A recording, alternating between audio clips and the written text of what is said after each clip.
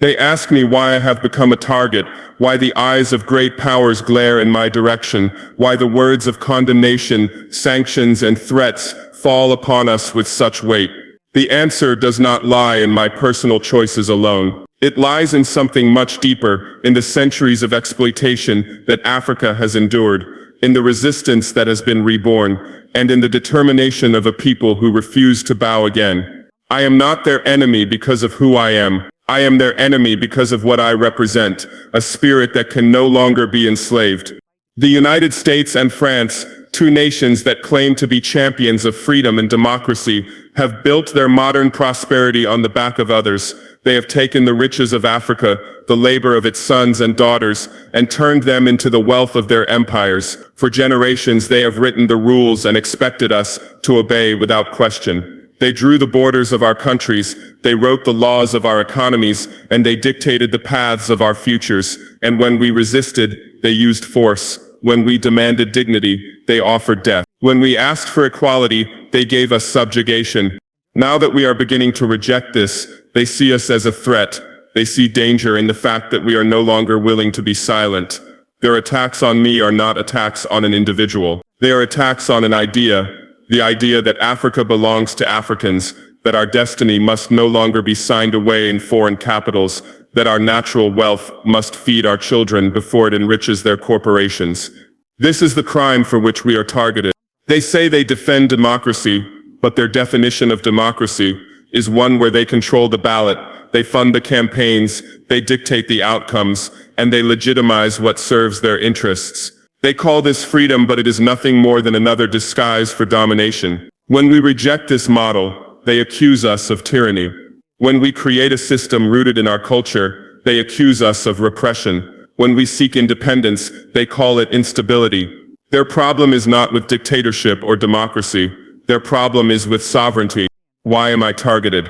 Because I dared to say no to exploitation. Because I dared to speak the truth that our resources have been stolen, our people deceived, and our future mortgaged to the benefit of others. Because I dared to say that the gold of our soil, the uranium beneath our land, the cotton of our fields, the oil of our rivers, should first serve the men, women, and children who live here. Because I dared to call out the hypocrisy of those who speak of human rights while building empires on human suffering. The United States has spent decades interfering in nations across the globe, from Asia to Latin America to Africa. Their hand can be found in the coups, in the wars, in the chaos that has destroyed nations. They speak of peace while they finance conflict. They speak of stability while they sell weapons to fuel instability. They speak of cooperation while they install military bases that serve only their interests. And when we resist, they label us enemies of democracy. France, on the other hand, has never accepted that its colonial empire is dead. For decades after independence, it built a system where our currencies were tied to Paris, where our leaders were chosen by Paris, where our policies were dictated by Paris. It robbed us in the name of partnership. It exploited us in the name of cooperation. It dominated us in the name of friendship. And when one of us dares to challenge this unjust system, Paris reacts with anger, fear, and hostility. I am targeted because I am a voice of refusal, because I remind them of the truth they want forgotten, that the age of colonialism must end, that Africa has the right to stand upright, and that no empire has the right to dictate to us any longer. They call me dangerous, but what they fear is not my danger. What they fear is the awakening of Africa. I am dangerous to them because I speak a language they cannot tolerate, the language of freedom. To them, freedom is dangerous because freedom means the end of their exploitation. Freedom means we will no longer hand over our resources for pennies while paying billions in debts we never truly owed. Freedom means our children will no longer grow up hungry while our lands are fertile. Freedom means our soldiers will no longer die in wars financed from abroad. Freedom means our destiny will finally belong to us. The United States and France cannot allow this example to spread. They fear that if one nation can rise, another will follow, and another until the entire continent is free. That is why they target me, not because of anything personal, but because of the symbol I have become. I am a reflection of a rising spirit that no longer trembles before power. I am one of millions across Africa who have said enough, and for this, They have unleashed their fury. They use every tool against us. They use sanctions to starve us. They use propaganda to discredit us. They use diplomatic isolation to weaken us. They use covert operations to destabilize us. They use economic pressure to suffocate us. And when all else fails, they use violence to destroy us. This is the reality of their so-called partnership. It is not partnership. It is domination disguised as friendship. But what they cannot understand is that their pressure only strengthens our resolve. Every sanction teaches us to be self-reliant. Every lie in their media reminds us of the truth of their hypocrisy.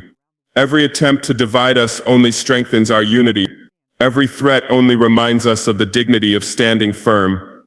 They cannot comprehend that Africa is no longer what it once was. They still see us through the eyes of colonizers as weak and dependent, but we are no longer weak, and we refuse to be dependent. I am targeted because I speak for those who cannot be silenced, the farmers who till the land but remain poor, the workers who labor in the mines but remain hungry, the mothers who raise children with courage despite poverty, the soldiers who defend the nation with honor. I am targeted because I refuse to abandon these people, because I refuse to betray them to foreign interests. They accuse me of rejecting international cooperation, but let it be clear, I reject domination, not cooperation. I reject exploitation, not partnership. True cooperation is when two equal partners sit at the table and decide their future together. But what we have been given is not cooperation. It is an order: submit or be punished. And to that, I say no. Their greatest fear is that we have rediscovered the courage of our ancestors. The same courage that resisted slavery, the same courage that resisted colonization, the same courage that resisted every chain and every whip. That courage is alive again, and it is stronger than their armies, stronger than their propaganda, stronger than their money. I am targeted because I refuse to betray history, because I refuse to betray the blood of those who died for freedom, because I refuse to betray the children who deserve a future without chains. That is why the United States and France attack me. Not because I am guilty of any crime, but because I refuse to accept the greatest crime of all, submission to foreign masters. And I say this today not as a plea for sympathy, but as a declaration of defiance. I am not afraid of their threats. I am not afraid of their weapons. I am not afraid of their lies. I fear only one thing: that Africa might once again forget its strength. That we might once again kneel before foreign powers. That we might once again trade dignity for crumbs. That is the only fear I hold, and that is why I speak as I do. Let them continue their campaigns. Let them bring sanctions, threats, and lies. Let them send armies and spies. They will not break us. Because this struggle is not about one man, one leader, or one government. It is about a continent. It is about a people. It is about history itself, and history is on our side. The dawn is coming. No empire lasts forever. No domination endures for eternity. No lie can cover the truth forever. The United States and France know this. That is why they panic. That is why they strike. That is why they target me. Because they feel the ground shifting beneath their feet, because they know that Africa is rising, and they cannot stop it. I am not the reason for their fear. I am only the messenger. Their fear is of Africa itself, of its awakening, of its unity, of its determination to stand free at last. And no matter what they do, no matter how hard they try, that awakening cannot be stopped. So when you ask why I have been targeted, remember this: it is not me they target. It is the dream of freedom. It is the hope of sovereignty. It is the fire of dignity. It is the will of Africa. And that will cannot be killed. Being targeted for sovereignty is not a punishment for wrongdoing, but a consequence of daring to claim what rightfully belongs to a people. Sovereignty is the heartbeat of any nation, the shield that guards its dignity, and the foundation upon which freedom is built. When a leader or a movement declares that no foreign power will dictate the destiny of the people, that no outsider will exploit their resources without accountability, and that the future of their nation will be written by their own hands, such a declaration immediately becomes a threat to those who have grown accustomed to control. That is why the attacks, the sanctions, the propaganda, and the constant attempts at destabilization begin, because sovereignty means the end of domination. For generations, Africa's wealth has flowed outward, enriching others while its own people remained in poverty. Sovereignty demands that this cycle be broken. It demands that the land, the minerals, the water, and the energy belong first to the citizens of Africa, before serving the interests of external powers. To those who have built empires on exploitation, such a demand feels like an act of rebellion. But to the people themselves, it is an act of justice, long overdue. Sovereignty is not negotiable, because without it, freedom is an illusion. The foreign powers that now react with hostility do so because they see their privileges slipping away. They fear a continent that governs itself, a people who no longer bow, and leaders who no longer obey. To them, sovereignty looks like defiance, but to the people it is the purest form of loyalty. It is the promise that the blood of martyrs was not shed in vain, and that the sacrifices of generations will not be betrayed. When a nation stands for sovereignty, it knows the price will be high. Threats will come from every direction. Accusations will be fabricated. Allies will be pressured. Yet sovereignty, once awakened, cannot be silenced. It is a fire that burns in the soul of a people, and the more it is attacked, the brighter it shines. This is why the struggle continues, not out of hatred, but out of love for dignity, justice, and the right to exist as equals in the world. The hypocrisy of powerful nations is laid bare when one examines their words against their actions. They stand in front of cameras preaching about democracy, human rights, and the rule of law. But when another nation dares to exercise its right to self-determination, they suddenly shift the narrative. The same countries that champion freedom in their speeches are the very ones that undermine it in practice. They call for sovereignty in Europe, but condemn it in Africa. They denounce interference when it happens to them, but treat interference as their natural right when it comes to others. This double standard is not a flaw in their policies, it is the very foundation of their system of control. The hypocrisy becomes clearer when we look at resources. They claim to believe in free trade and fair competition, yet they impose sanctions on nations that refuse to hand over their oil, uranium, gold, or other riches on unfair terms. They lecture about good governance, but they support dictators and corrupt regimes so long as those regimes remain obedient. They insist that they are partners, but the moment an African nation seeks to choose its own path, they unleash threats, smear campaigns, and economic warfare. What they call partnership is often nothing more than submission dressed in polite language. Even in the realm of security, the contradiction is glaring. They say they fight terrorism and violence, yet their weapons flood conflict zones, their interventions destabilize entire regions, and their strategies often leave destruction behind. They accuse others of aggression, while they occupy lands far from their own borders. They present themselves as protectors of peace, while reaping profits from wars that cost innocent lives. This is not a defense of democracy, it is a defense of dominance. The people see through this hypocrisy. They recognize that the same voices shouting about freedom are terrified of Africa's freedom. The same hands that write reports about human rights are complicit in systems of exploitation that strip millions of their rights daily. It is not justice they want, it is control. And the moment that control is challenged, their masks fall and their true faces are revealed. This hypocrisy is why resistance is not only necessary but noble. To expose the double standards of the powerful is to reclaim dignity. It is to declare that the age of pretending is over. No longer will Africa bow to speeches that hide chains behind smiles. The truth has been unmasked, and once seen, it cannot be unseen. To the oppressed, freedom is hope, but to the oppressor, freedom is a threat. This is the paradox that defines the relationship between Africa and the powers that seek to dominate it. For centuries, foreign influence has relied on the assumption that African nations would remain dependent, obedient, and fractured. The moment a people rise to declare themselves free, that system begins to crumble. Freedom in this context is not merely about waving a flag or singing an anthem. It is about reclaiming control over land, resources, and destiny. That freedom terrifies those who have long profited from Africa's submission. When a nation asserts its freedom, it signals the end of exploitation dressed as partnership.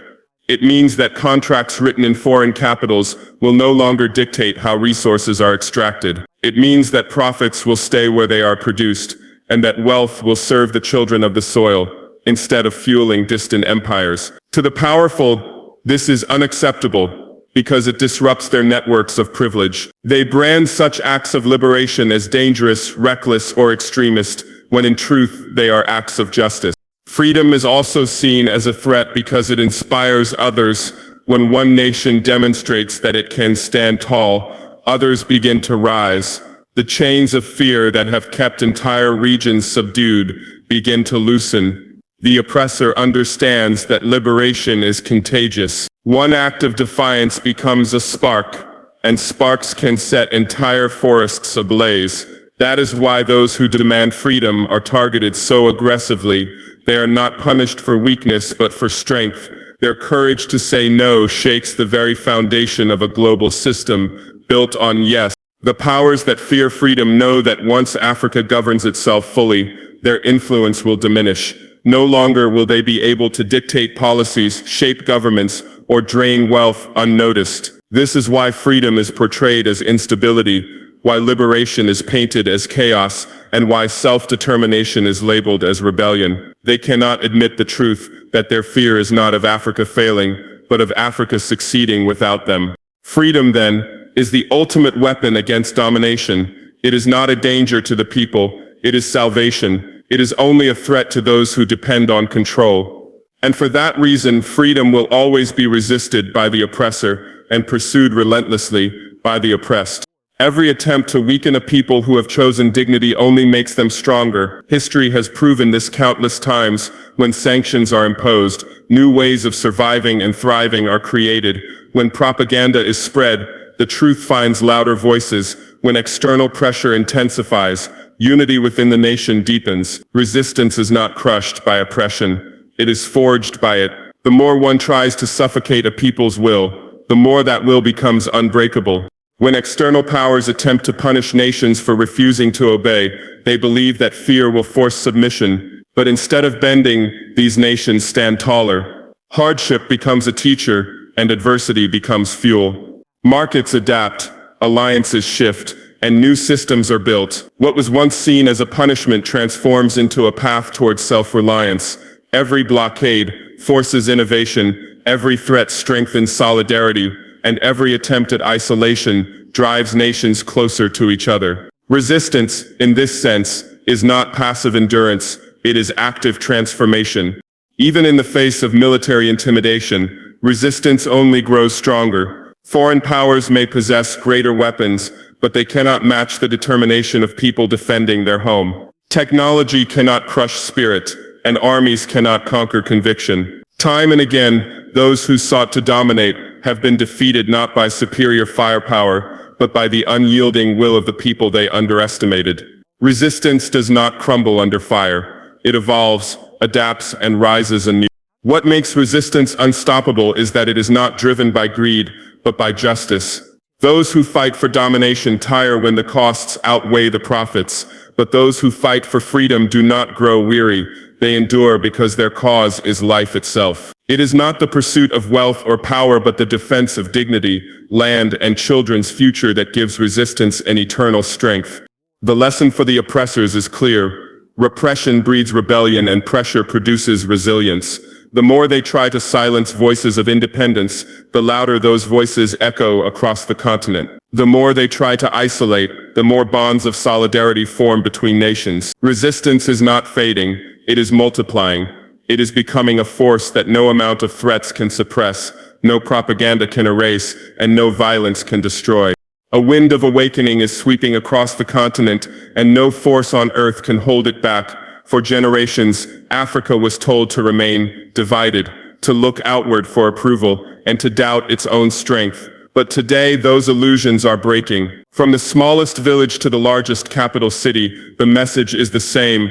Africa must rise, united, dignified, and sovereign. This awakening is not confined to speeches or declarations. It is lived daily by the people who refuse to bow to exploitation, who refuse to accept poverty in a land of immense wealth, and who refuse to believe that their destiny must be dictated by foreign powers. The awakening is both political and spiritual.